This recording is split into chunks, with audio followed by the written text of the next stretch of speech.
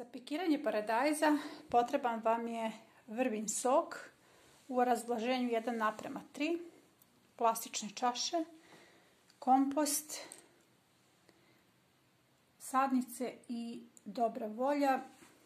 Sada ću vam objasniti zašto je važno da se upikira paradajz. Često pitanje koje mi postavljate jeste da li se treba pikirati paradajz ili se može ići sa direktnom setlom u čaše. Ja ću vam sada objasniti zašto se paradajz obavezno pikira. Ukoliko se desi da vam nikne ovako jedna visoka i tanka sadnica, kao što su meni nikli paradajzi, to ne treba da vas brine, to se rešava dubokim pikiranjem. Svaka od ovih sadnicu lagano izvlačimo. Odozdo pritisnete prstom i izvučite sadnicu. Dakle, duž čitavog stabla do prvih kotiledona nalaze se sitne dlačice. Svaka od tih dlačica jeste potencijalni koren. Dakle, ukoliko duboko posadite do prvih kotiledona ovaj paradajz, svaka od ovih dlačica će razviti koren i taj paradajz će imati jak koren.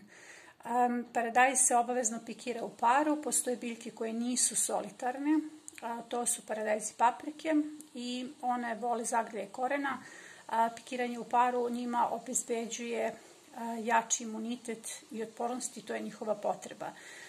Za razliku od većine baštovana koji pikiraju biljke onda kada se razviju dva jasna listića, ja ih pikiram kad su potpuno male biljke, dakle čim se razviju prvi kotiledoni. Pikiranje paradajza se odvija na sljedeći način. Potrebno je da napunite čašu suvim kompostom. To pritisnete. Zalijete vrbinim sokom. Za ovu priliku vrbin sok se razblaži sa vodom 1:5. Potrebno je da kompost u čaši bude mokar. Zatim uzimamo sadnicu. Nije vam potrebno ništa osim prsta. Ukoliko je dovoljno mekan i mokar kompost, samo pritisnete sadnicu do prvih kotiledona.